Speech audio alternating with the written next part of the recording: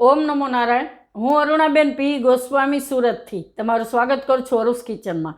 આજે આપણે બનાવશું આમળાનો મુખવાસ. તો આમળાનો મુખવાસ બનાવવા માટે આપણે આ રીતના 1.5 કિલો આમળા લીધા હતા. એને આપણે છીણી લીધા છે આ રીતે. આ મોટું હોય ને એમાં કરવાનું, એટલે કેમ કે આ ફૂંકાઈ જાય એકદમ ઝીણું થઈ જાય, એટલે આ રીતનું એમ. તો આપણે બધું છીણ આ રીતે કરી લીધું છે એમ. તો હવે આપણે એમાં મીઠું લેવાનું છે.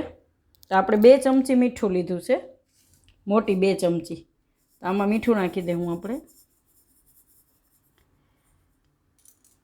અને 1 ચમચી મોટી આપણે હળદર લીધી છે.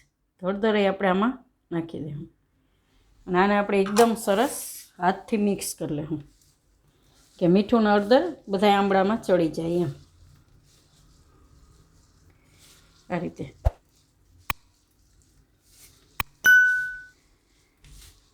આને તમે આખું વરસ સ્ટોર કરીને રાખી શકો બનાવીને. અત્યારે આમળાની સિઝન હોય તો એમ કે આપણે આ રીતે બનાવીને રાખી શકીએ અલગ અલગ રીતે. આપણે પાછક આમળાઈ બનાવ્યા છે, અને આ રીતે આપણે મુખવાસ, ઘણાએ કીધું કે મુખવાસ એ રીતનો બનાવીને બતાવો એમ.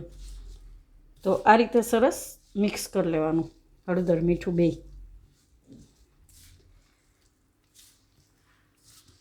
આ રીતે મીઠું એવું હોય તો આપણે ટેસ્ટ કરી લેવાનું, ઓછું લાગે તો નાખી દેવાનું, પણ આટલામાં આપણે 2 ચમચી મીઠું થઈ જાય એમ. કેમ કે આમાં ઉપરથી આપણે હજી થોડુંક ખંચરાઈ નાખશું બની ગયા પછી એમ.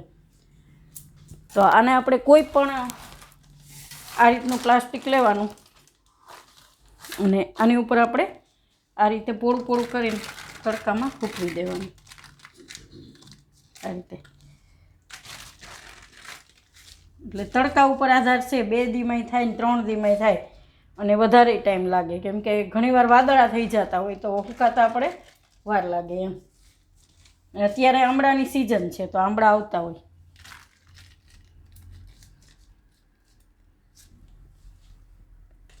તો આ રીતે આપણે ફૂંકતી દેવાનું. તમે કોટનના કપડામાં સૂકવો તોય હાલે, અને પ્લાસ્ટિકમાં સૂકવો તોય હાલે એમ.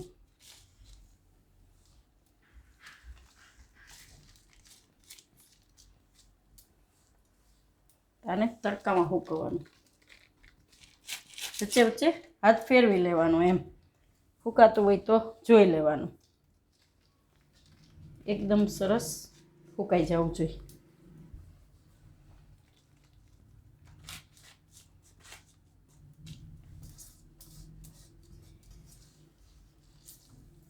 તો આને આપણે તડકામાં સૂકવી દેવું.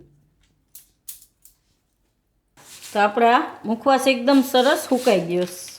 2 થી 3 દી રહીએ તડકામાં એટલે અસલ સુકાઈ જાય એમ. તો આને આપણે કાઢી લેવું બીજા વાસણમાં.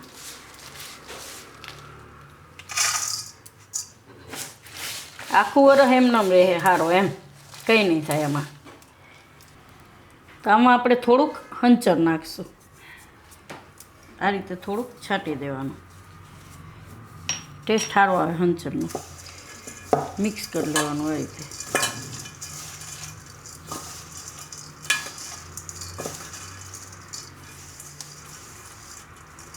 આપણને ડબ્બામાં ભર્યા પછી એમ લાગે કે થોડુંક ઢીલો થઈ ગયો છે, તો આપણે એને પાછો તડકે 1 દી સૂકવી દેવાનો, એટલે અસલ થઈ જાય એમ. આને આપણે કાઢી લેવું એક વાટકામાં.